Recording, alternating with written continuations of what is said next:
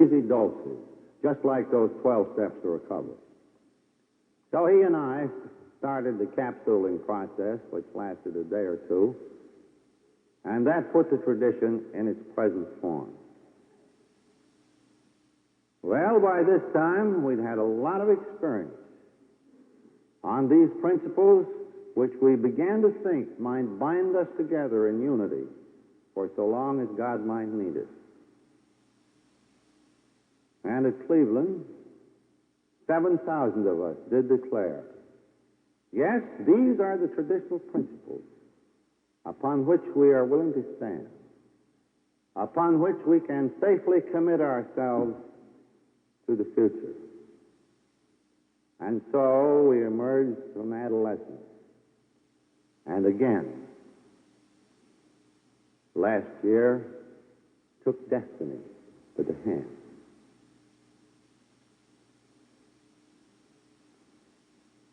Now, before proceeding to the last phase,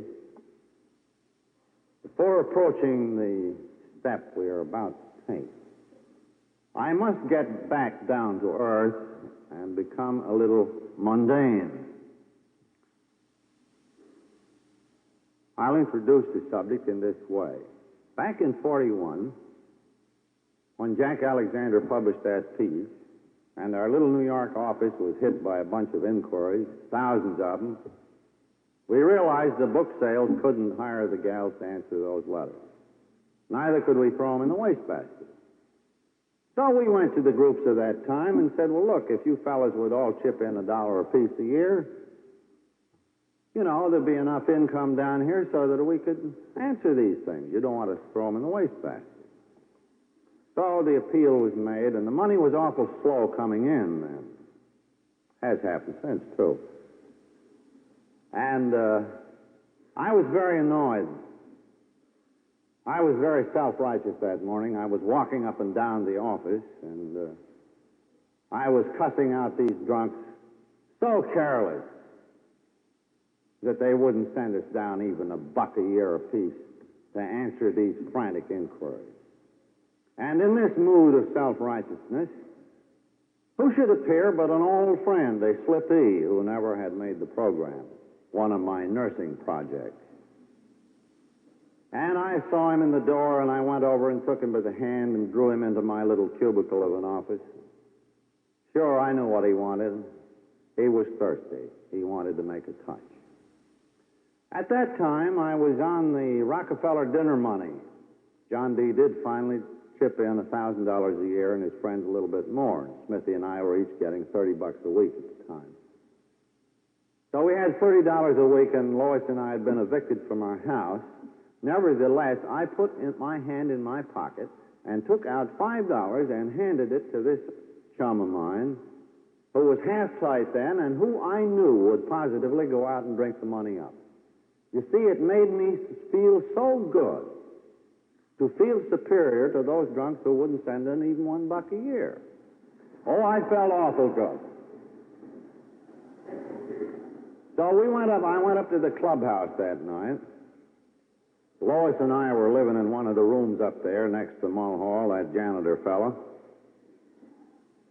And the clubhouse, that was hard up. They weren't paying Mulhall much of anything, and the rent was behind. And in those days, treasurers of the groups used to be very timid. They hardly dared say or bring in the subject of money. The rent was something kind of unholy. Money. There was a very pious attitude toward money. You see, if you were pious enough about money, you could feel awful good and at the same time avoid putting any out. So the treasurer, in his halting way, said, well, folks, really, we're way behind in the rent here. When we pass the hat now, can't you fellas do just a little something extra? Well, at the moment, I was sitting on the stairs talking to some drunk in the intermission. You see, I was always in my work of salvation and saving souls. And I didn't hear too clearly what the treasurer said. And the hat finally came along my way. And I reached my hand automatically in my pocket, and I got a hold of a coin. And I took it out, and it was $0.50. And then I put my hand back in my pocket and took out a dime and put it in the hat. And then I thought to myself, so you are the fella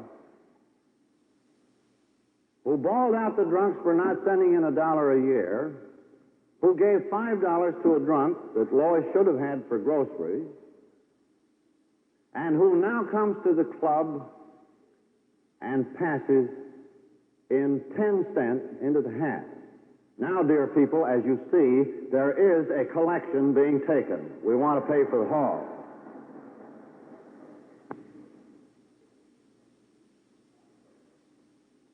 So it is, my friends, that you and I, hand in hand, have been traversing down the pathway of the years since our beginning. We have paused to look again upon the scenes and time of our infancy, to realize that in that period there was bestowed upon us the principles upon which we, alcoholics, might live and be free. Then we coursed down through that exciting and perilous time of adolescence, in which was generated our tradition, the tradition upon which we may rely, we think, to maintain us in unity for so long as God will need this society.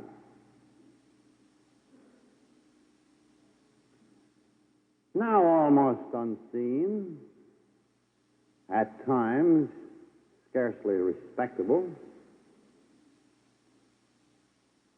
another phase developed. It began very early. You see, AA is something more than just recovery. An AA group is something more than a bundle of unity. If AA is anything, it is a program of action. As individuals, you and I must not only believe in the 12 steps, we must do something about them. As groups, do we remain whole? We must believe in something more than the tradition. We have to do something about the tradition. This is a program of action. The individual must function all in one piece. The group must function all in one piece. And this movement as a whole has to function as a society. Now, anything which legitimately causes AA to function and which we can use is today called a service. And in retrospect, we see that services of various kinds put in their appearance very early, even back in the parlor days, when Ann Smith and Lois Wilson brewed the first coffee and baked the first cake for those drunks out there struggling for sobriety in the front room. Those good women were providing a service that helped AA to function and so happily to grow. Then when the parlors wouldn't hold us any longer, we moved into a hall, perhaps. The hall was a service, but this time it took some dough.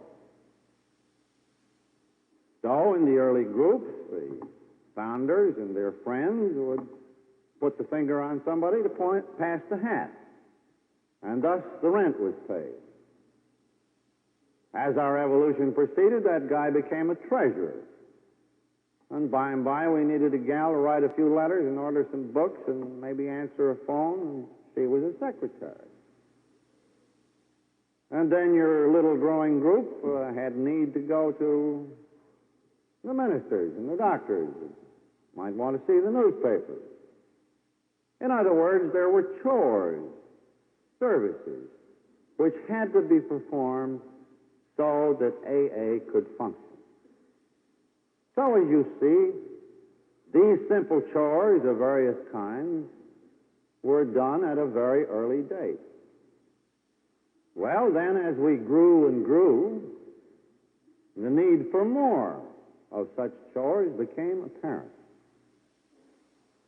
And right here in this town, you people pioneered something that might be called central service for this area, which I know and which you know has had a profound effect upon your ability to carry the message to others, and a deep effect indeed on your fundamental unity.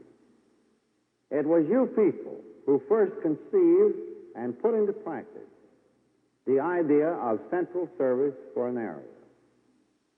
As your groups here multiplied, as you swarmed out through this city in hordes almost, it was seen that certain chores had to be performed for the area, which couldn't be performed by any individual who happened to feel like doing them, couldn't be performed by any particular group in a neighborhood. It had to be centrally done. You had to have a little head and tail to your public relations. You had to have a place in Chicago where AA could be found on the telephone, where people could be located, where people clamoring for recovery could be interviewed, where wives and employers could be talked to. You needed, in other words, an office of service, of mediation, of information, of public relations. So very early, even before the need was clearly there, the foresighted originators of this group instituted something called central service. That central service is not big business for the thousands of members now in this locality. A small office, 2, 3, 4 help. It isn't big business, but it is very important business. It has a profound relation to the world outside, to your relations with each other, to your public relations, and especially to that alcoholic just coming in the door. Your relations with medicine, with religion, with the hospital, all cluster about that small but vital center of service. Is that not so? Well, quite early in AA, in 1938 to be exact, the need for a book was seen, which evolved into something called the book Alcoholics Anonymous, published in April 1939. That book is not the 12th step itself. It is a service, an arm of service, that has enabled this movement to unify, to have a common standard of recovery, something you can get your teeth in, a harbinger of good news to the alcoholic at a distance, our messenger. That book, a service. Well, quite obviously, the book couldn't be published at a dozen places. It had to head up somewhere. And one of the first functions of the Alcoholic Foundation, that committee of old friends and a few drunks incorporated down there in New York, one of its first functions was to take over the ownership and publication of that book, which since that day they have held in trust for you. Then when Jack Alexander came along to write that first piece, Jack is a swell writer, a great guy, but he had to have help. The piece just didn't happen because he happened to be talking to some drunk in a streetcar. We spent a whole month going around the country with Jack, showing him the business, inoculating him with our doctrine. A good piece was the result. And because we had a good piece, we probably gained 10,000 members, then and later. That was a public relations job. Somebody had to do it. Everybody couldn't do it. It couldn't be done in a dozen places. It had to be done in one place. The foundation and the office there did the job. And since I hang around those parts a good deal, I had something to do with it myself. Well, when that piece went out, our office was flooded. Soon, not only with inquiries to redistribute and people to write letters to, but as soon as the groups began to form, they began to have their troubles, and they frantically wrote us, saying, what is the experience in Chicago and in New York and in Cleveland and Akron on these things? And knowing these experiences, we could write out to them and help them, those growing groups still isolated at a distance. So we became an office of encouragement and help and information. And we helped carry the lighted torch further and further out, finally into 30 countries in the world, and now into foreign languages. Then the question arose, well, did this society of ours have any control of its public relations? We had a drunk down in Jacksonville with a very corny radio script. He had a contract with Mutual Broadcasting to run it. Some life insurance company was going to pay him a big fee. He was going to bust his anonymity. And we expostulated with him. And he said, well, I got a right of free speech, and I owe my message to America, says he. What were we going to do? Well, somebody had to remind him that there were a lot of drunks beside himself that had the right of free speech. And just in case he put that corny broadcast on the air, his sponsor would certainly hear from hundreds, if not thousands of us, really what they thought about it. In other words, he needed a little gentle restraint. So, following that episode, I wrote all the groups of that day and said, will you give these trustees of this foundation in New York jurisdiction over your general public relations? And you did. So they had a new function. And by it was a question, well, where were the AA groups anyway? Didn't we have some kind of a world group director? It's now getting as big as a small telephone book. It doesn't go together by accident. It's an awful lot of work. Somebody has to do it. Every month we ship 3 tons of books and pamphlets out of the New York office carrying the message. Does it just happen? No. Somebody has to look after it. Somebody has to pay the bill. Is it big business? No. Still small business for 120,000 people. And so it goes. You see clearly, then, that there are certain vital chores that must be performed for the good of AA as a whole. That foundation, those trustees, those secretaries, those volunteer grapevine editors, they are not a government for Alcoholics Anonymous. They are servants, your servants. And the services which they have performed over the last 10 or a dozen years probably have accounted for half of our growth in this society, maybe much of its unity. Obviously, those services should go on. Those activities, too, go on without you realizing that they go. For example, if you go on to the newsstands now and ask for that flossy business magazine called Fortune, you'll find one whale of a good article about AA in the February issue.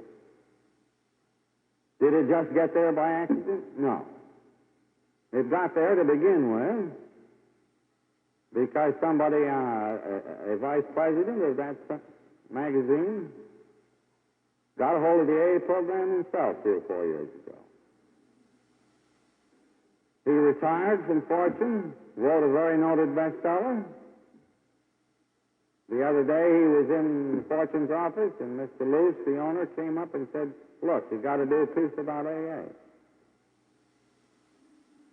So he came over to the office and he said, "Hey, Bill, they put the finger on me to do something about piece about AA. What's all this about the AA tradition? I don't know much about it." So we spend some hours with him. He goes off to Florida. We spend some of your money checking his manuscript over the telephone long distance. We have a 3-way conversation with somebody else over at Fortune. So now you read the piece in Fortune and say, "Well, that's pretty good." But you didn't know what was behind it, did you?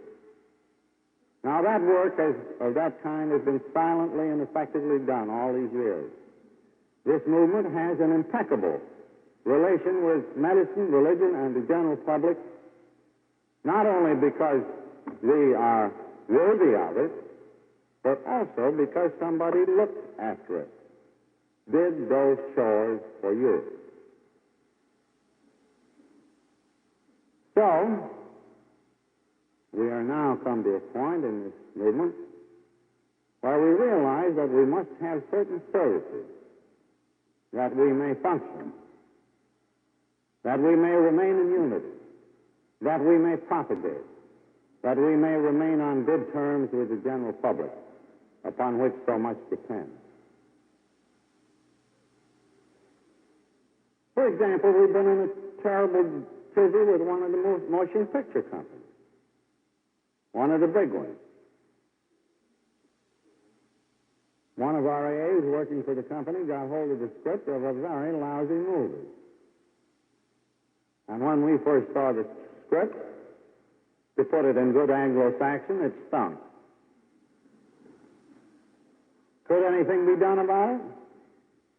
Well, we started doing something about it about a year ago now. Before we got through, we had been to the so-called Hayes office. We had friends there, we found. We had an agent on the job. We had a lawyer on the job. We were nice about it, but we were firm. We got the title of the picture changed. A good deal of the script is rewritten. And when you see the picture, you will see a reference to AA in it. And you will say, "Well, maybe that's a pretty fair picture. Ain't so bad. That's probably what you say." And you turn around and go out. But if somebody hadn't looked after it, and you had ever seen it in its original form, you would have certainly said, "Who in hell let this thing loose on us?" Somebody had to look after these things. And it has made a profound difference. Obviously, then, this idea of services in AA has to be made respectable. It has to be understood. Some people will tell you that the New York office is big business. But I say it is very small business, but terribly important business. 5 years ago, when we were much smaller, the New York office had one employee for every 3,000 AAs. And that included the packing boys and the stenographers and a couple alcoholic dames. One employee for every 3,000 drunks. Now the movement is several times as large. Today, the office does a very good job with one employee for every 6,000 drunks. 5 years ago, that office used to cost this movement $1 a piece a year on the membership in real money. Today, if everybody really paid the bill and put his hand in his pocket for something a little more than that half a dollar, we'd get by. No, very small business, but terribly important business. Now, as I pointed out, these services, these central world services, are the function of a board of trustees, friends of Dr. Bob and mine, who have guarded these things, preserved these assets during your infancy and adolescence. But at Cleveland,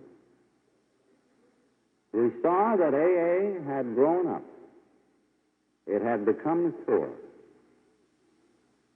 And 2 or 3 years before the affirmation of our tradition at Cleveland, a few of us knew that Dr. Bob was probably fatally stricken. And suddenly we woke up to the fact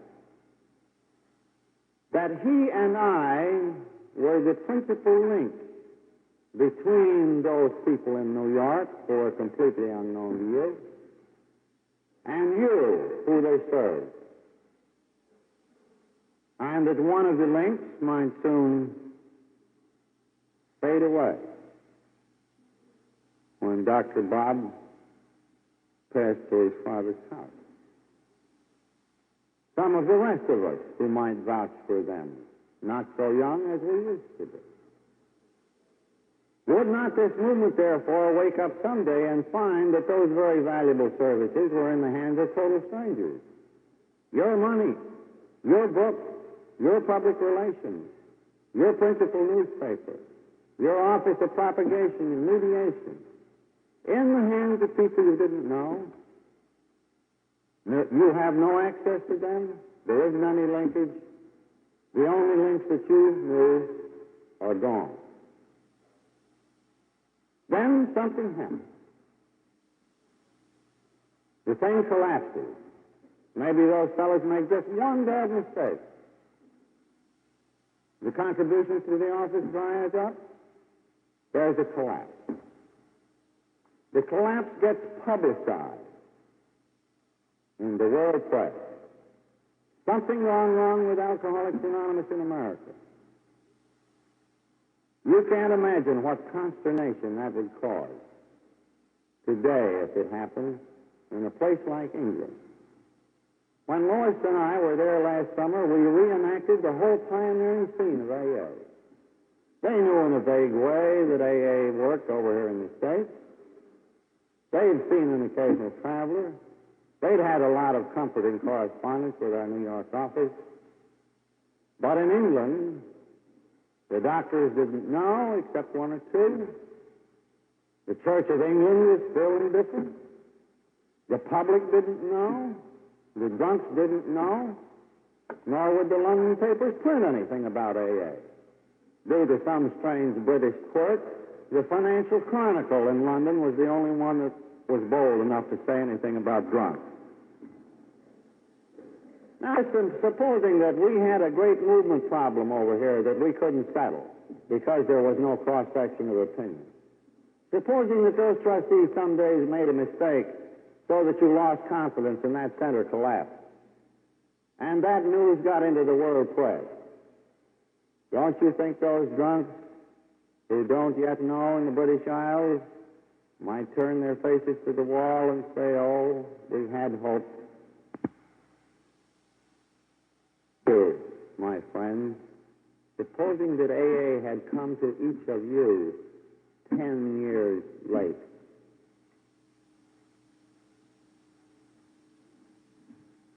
So, these services must go on. We must build some new links, other than Smithy and me, from you to them.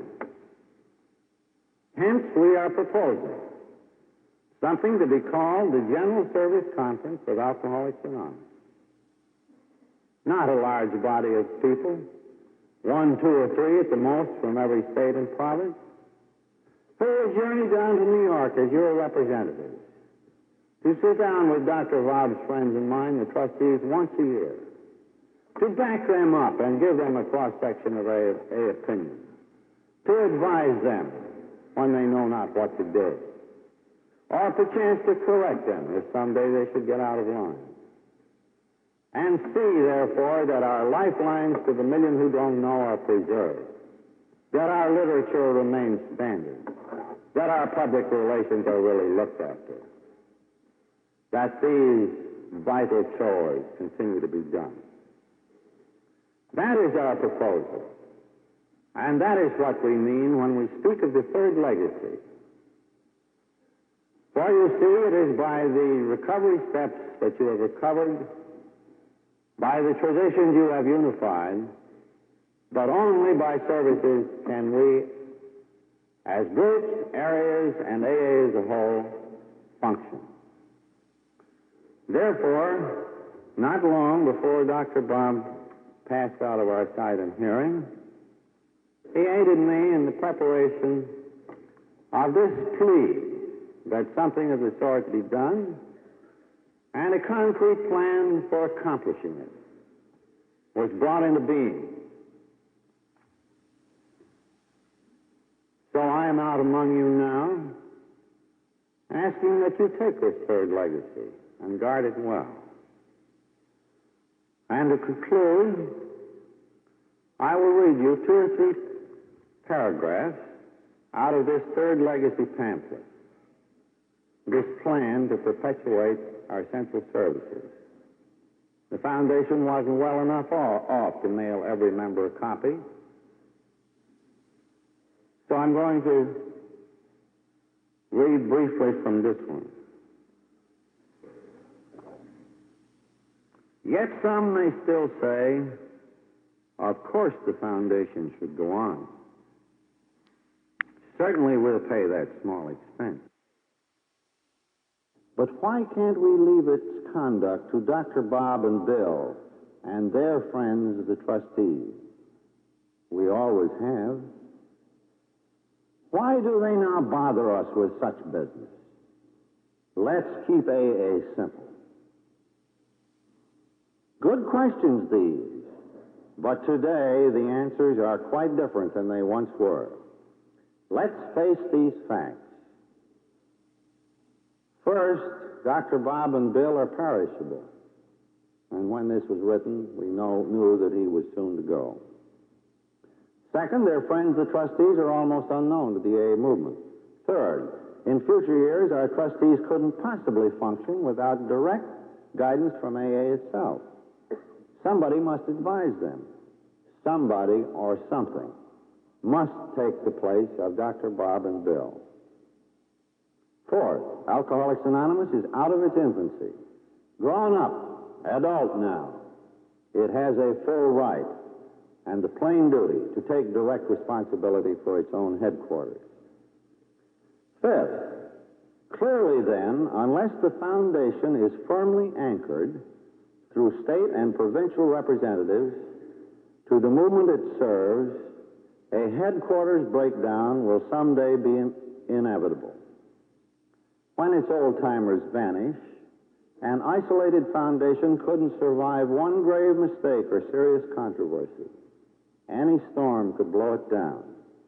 Its revival wouldn't be simple. Possibly it could never be revived. Like a fine car without gasoline, it would be helpless. Six, another serious flaw. As a whole, the AA movement has never faced a grave crisis.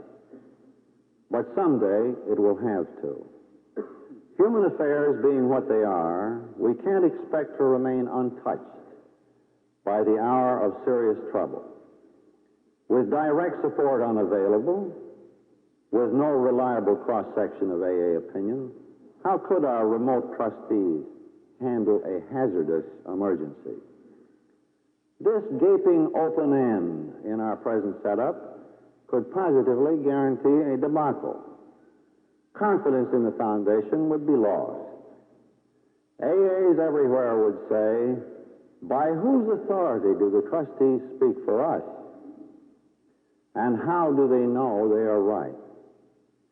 With AA service lifelines tangled and severed, what then might happen to the million who don't yet know? thousands would continue to suffer on or die because we had taken no forethought, because we had forgotten the virtue of prudence. This should not come to pass. This is why the trustees, Dr. Bob and I, now propose the General Service Conference of Alcoholics Anonymous. That is why we urgently need your direct help. Our principal services must go on living.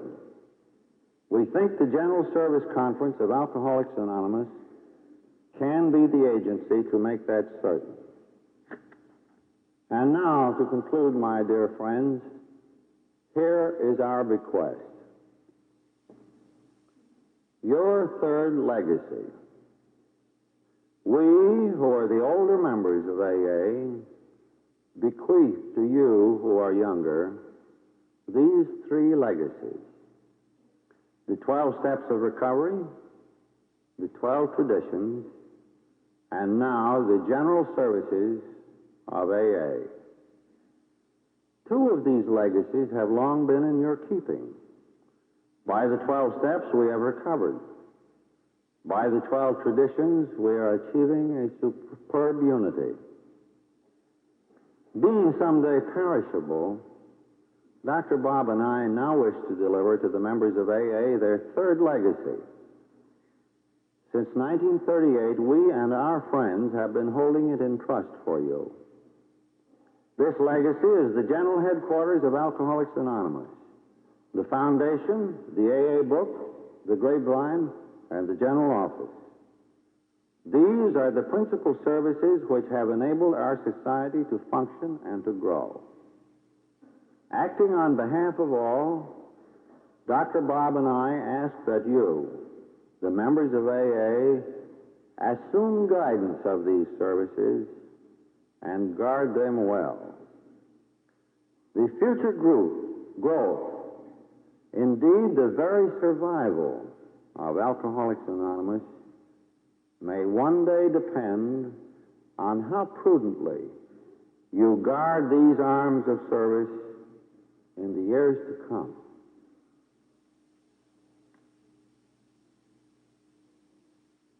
So, my dear friends, I again see our Cathedral of the Spirit. On its great floor, where 120,000 of us now stand in freedom, are inscribed our 12 steps of recovery. You and I have seen the great walls go up, buttressed by our 12 traditions, and are becoming confident that they will maintain us always in unity. And now I am sure that you perceive with me that the spire is being affixed to our Cathedral of the Spirit, and the name of that spire shall be called Service, a beacon for all to see, a beacon to the million who don't know. And may that spire, may its symbolic finger always point straight upward toward God.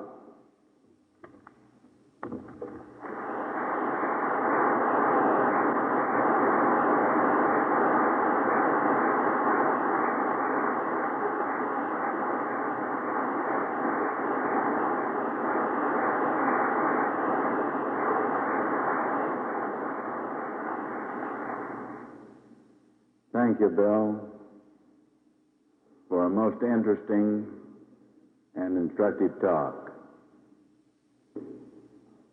The Foundation has furnished us with these pamphlets describing our third legacy, one for each secretary of our neighborhood groups. We have available in the hall outside other copies which may be had as you leave the hall tonight.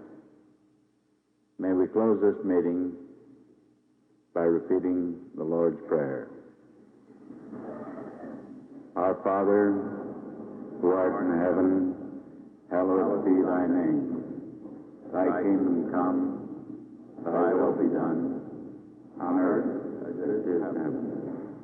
Give us this day our daily bread, and forgive us our trespasses, as we forgive those who trespass against us. And lead us not into temptation, but deliver us from evil. For thine is the kingdom, power, and glory forever.